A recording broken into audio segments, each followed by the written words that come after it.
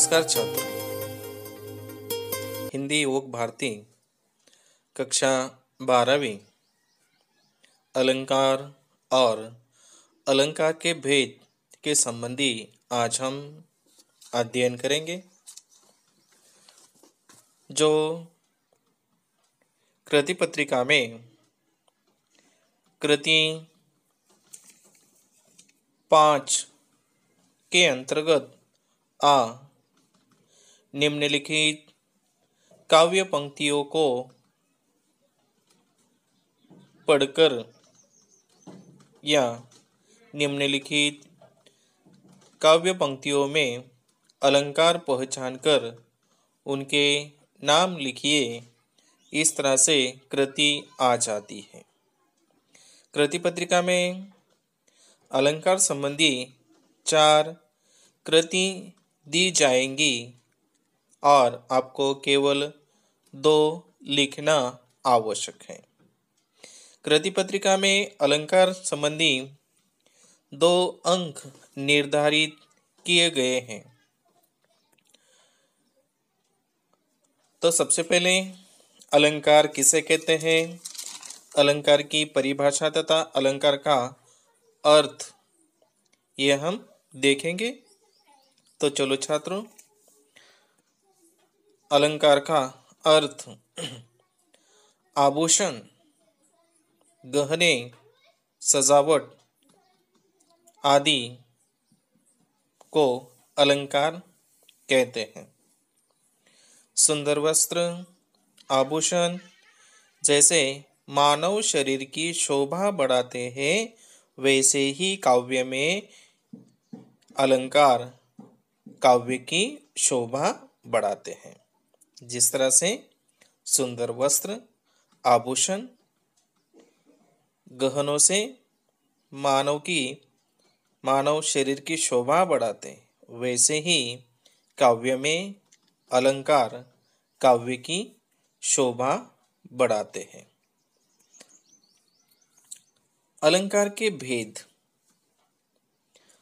मुख्य रूप से अलंकार के 3 भेद हैं। पहला भेद है शब्दालंकार,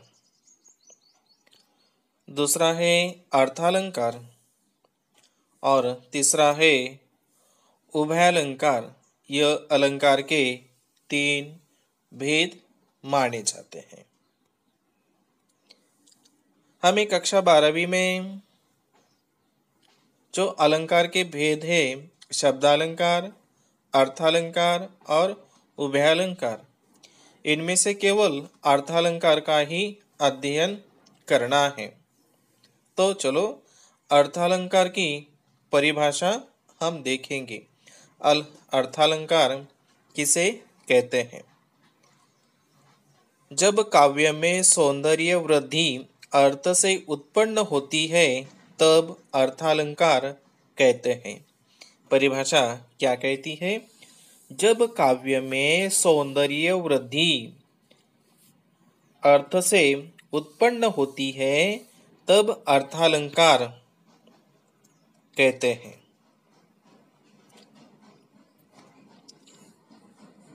यानी कि जहाँ शब्दों के अर्थ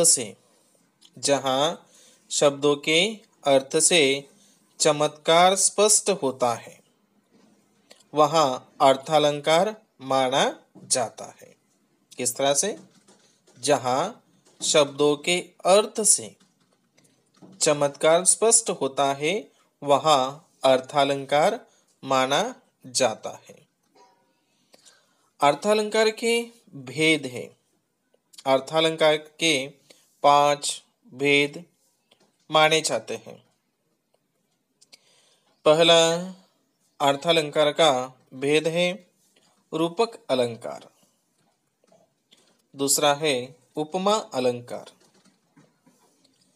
तीसरा है उत्प्रेक्षा अलंकार, चौथा है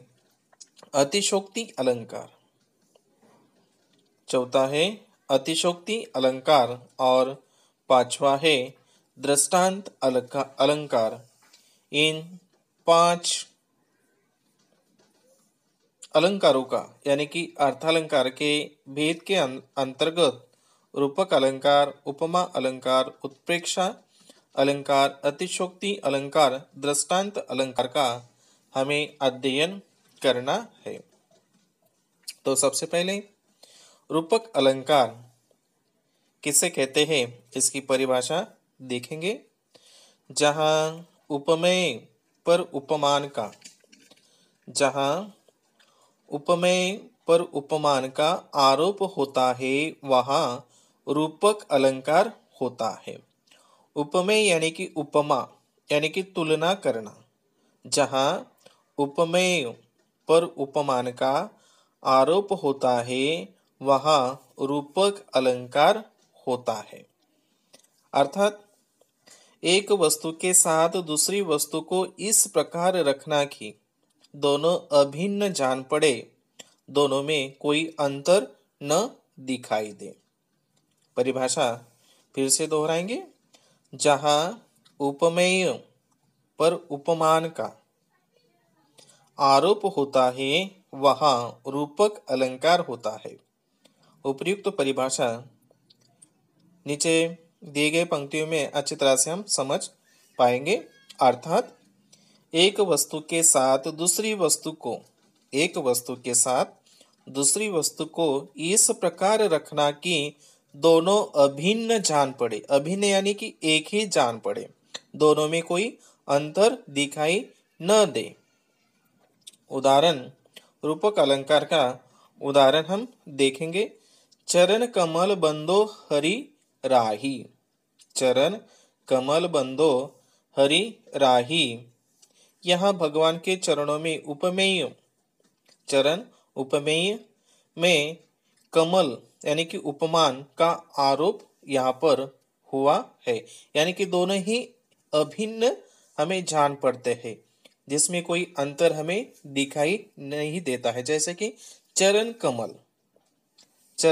कमल ये दो शब्द है हमें एक ही दिखाई देते हैं, अभिन्न दिखाई देते हैं, जिसमें हमें कोई अंतर दिखाई न देता है। हमारी परिभाषा क्या कहती है कि जहां उपमेय पर उपमान का आरोप होता है वहां रूपक अलंकार होता है। अर्थात एक वस्तु के साथ दूसरी वस्तु को इस प्रकार रखना कि दोनों अभिन्न जान पड़े, यानी कि दोनों में कोई अंतर न दिखाई दे। जिस तरह से चरण कमल है, जो भगवान के चरण है किस तरह से है, कमल के समान, यानी कि चरणों यानी कि उपमेय पर उपमान का आरोप हुआ है। दूसरा है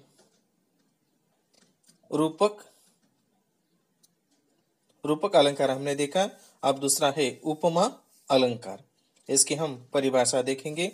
उपमा का अर्थ है समता अथवा तुलना करना।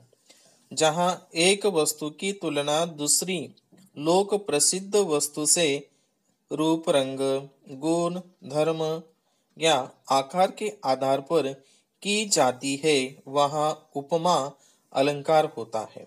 अर्थात वही उपमेय की तुलना उपमान से की जाती है। परिभाषा क्या है कि उपमा अलंकार का अर्थ है समता या अथवा तुलना। जहां एक वस्तु की तुलना दूसरी लोक प्रसिद्ध वस्तु से रूप, रंग, गुण, धर्म या आधार के या आकार के आधार पर की जाती है वहां उपमा अलंकार होता है।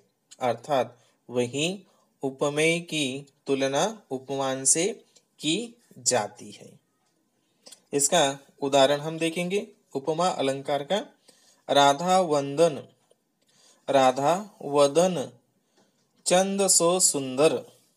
राधा वदन चंद सो सुंदर। वदन यानी कि मुख, वदन यानी कि मुख है। यहाँ देखो किस तरह से यहाँ राधा के वदन की तुलना चंद्रमा से की गई है। क्या है? राधा के वदन की, चेहरे की तुलना चंद्रमा से की गई है।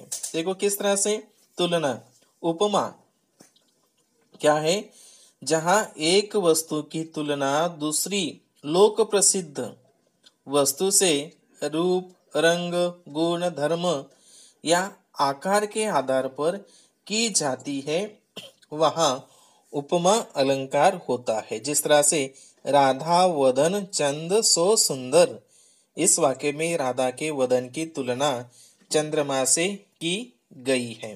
दूसरा उदाहरण देखेंगे, चरण कमल सम कोमल, चरण कमल सम कोमल, इस वाक्य में चरण की तुलना कोमल कमल से की गई है। यहाँ पर चरण की तुलना कोमल कलम कमल से की गई है। तीसरा अलंकार का, अर्थालंकार का भेद यहाँ पर हम देखेंगे। उत्प्रेक्षा अलंकार, यहाँ पर हम अर्थ देखेंगे। उत धन प्र धन इच्छा, अर्थात प्रकट रूप से देखना। यहाँ देखने का अर्थ है संभावना करना। यहाँ उपमेय में उपमान की संभावना या कल्पना की जाती है, वहाँ उत्प्रेक्षा अलंकार होता है। परिभाषा क्या है, यहाँ उपमेय में उपमान की संभावना या कल्पना की जाती है, वहाँ उत्प्रेक्षा अलंकार होता है। इस अलंकार में मानो, जानो, जनो, जानहु, मनु, मानहु आदि शब्दों का प्रयोग इस अलंकार में किया जाता है। उत्प्रेक्षा अलंकार का उदाहरण हम देखेंगे। कहती हुई यो उत्तरा के नेत्र, कहती हुई यो उत्तरा के नेत्र जल से भर गए, हिम के कणों से पूर्ण मानो हो गए पंकज ने। क्या है उदाहरण, कहती हुई यो उत्तरा के नेत्र जल से भर गए, हिम के कणों से पूर्ण मानो हो गए पंकज ने। इस पंक्तियों में उत्तरा के अश्रुपूर्ण नेत्रों यानी कि उपमेय में ओस जल कण युक्त पंकज यानी कि उपमान की संभावना इस वाक्य में की गई है। चौथा है अतिशोक्ति अलंकार। चौथा भेद है अतिशोक्ति अलंकार। इसकी परिभाषा इस तरह से है, जहाँ किसी वस्तु या वर्णन इतना बड़ा चढ़ाकर किया जाए कि वह लोक सीमा को पार कर जाए, वहाँ अतिशोक्ति अलंकार होता है। परिभाषा क्या कहती है, दोबारा हम दोहराएंगे। जहाँ किसी वस्तु का वर्णन इतना बड़ा चढ़ाकर किया जाए कि वह लोक सीमाओं को पार कर जाए, वहाँ अतिशोक्ति अलंकार होता है। अतिशोक्ति अर्थात अतिशय धन उक्ति, मतलब हुआ बहुत अधिक कथन जो वास्तविकता से बहुत दूर हो, वास्तविकता से बहुत दूर हो। इसका उदाहरण देखेंगे। जेहि बरबाजी राम असवारा, जेहि बरबाजी राम असवारा, तेहि सारद हुन बरने पारा। दोबारा हम पढ़ेंगे। जेहि बर बाजी राम असवारा, तेहि सारद हु न बरने पारा। इस वाक्य में यह कहा गया है कि जिस उत्तम घोड़े पर श्री राम सवार है, उसका वर्णन सरस्वती भी नहीं कर सकती। यहाँ बात बहुत बड़ा चढ़ाकर कही गई है, इसलिए यहाँ अतिशोक्ति अलंकार हो जाता है। अतिशोक्ति अलंकार की परिभाषा क्या कहती है कि जहाँ किसी वस्तु का वर्णन इतना बड़ा चढ़ाकर किया जाए कि वह लोक सीमाओं को पार कर जाए, वहाँ अतिशोक्ति अलंकार हो जाता है।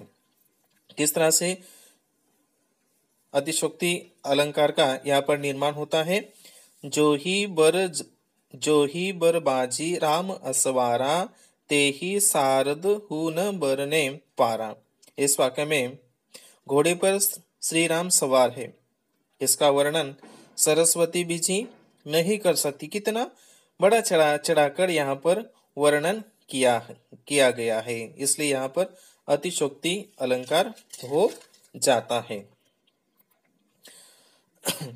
पांचवा है दृष्टांत अलंकार। इसकी हम परिभाषा देखेंगे। दृष्टांत का अर्थ है उदाहरण। इसकी परिभाषा इस तरह है, जब किसी बात को सत्यता को प्रमाणित करने के लिए उसी ढंग की कोई दूसरी बात कही जाती है जिससे पूर्व कथन की प्रामाणिकता सिद्ध हो जाए, वहां दृष्टांत अलंकार होता है। परिभाषा क्या है? जब किसी बात की सत्यता को प्रमाणित करने के लिए उसी ढंग की कोई दूसरी बात कही जाती है जिससे पूर्व कथन की प्रामाणिकता सिद्ध हो जाए, वहां दृष्टांत अलंकार होता है। दृष्टांत अलंकार में दो स्वतंत्र वाक्य रहते हैं, दोनों के अर्थ एक जैसे होते हैं। यहाँ पर उदाहरण हम देखेंगे। करत करत अभ्यास के जड़मती होत सुजान, रसरी आवत जात से सील पर परत निशान। यहाँ पर इस वाक्य में यहाँ अभ्यास करते करते निर्बुद्धि व्यक्ति प्रवीण होना वैसा ही जैसे रस्सी के आने जाने से सील यानी कि पत्थर पर निशान पड़ जाता है। जैसे कि किसी कुएं से हम पानी निकालते समय उस पत्थर को रस्सी रगड़ जाती है, बार बार रस्सी रगड़ने से उस पर भी निशान पड़ जाते हैं। उसी तरह से बार बार अभ्यास करने से, हर रोज अभ्यास करने से जो निर्बुद्धि है, मतिमंद है, वह व्यक्ति भी प्रवीण हो जाता है। जैसे कि रस्सी के आने जाने से पत्थर पर निशान पड़ते हैं। यहाँ पहले वाक्य की सच्चाई सिद्ध करने के लिए करत अभ्यास के जड़ मति हो तो सुजान, यहाँ पहले वाक्य की सच्चाई सिद्ध करने के लिए दृष्टांत रूप में दूसरा वाक्य आया है। इस प्रकार यहाँ दृष्टांत अलंकार हो जाता है। इस तरह से जो अलंकार के भेद है, अलंकार के भेद के अंतर्गत कक्षा 12वीं में अर्थालंकार का ही हमें अध्ययन करना है। और अर्थालंकार के जो 5 प्रकार है उसमें पहला है रूपक अलंकार, दूसरा है उपमा अलंकार, उत्प्रेक्षा अलंकार, अतिशोक्ति अलंकार तथा दृष्टांत अलंकार। इन 5 अलंकार का हमें कक्षा 12वीं में अध्ययन करना है। ठीक है, इस तरह से हमारा अर्थालंकार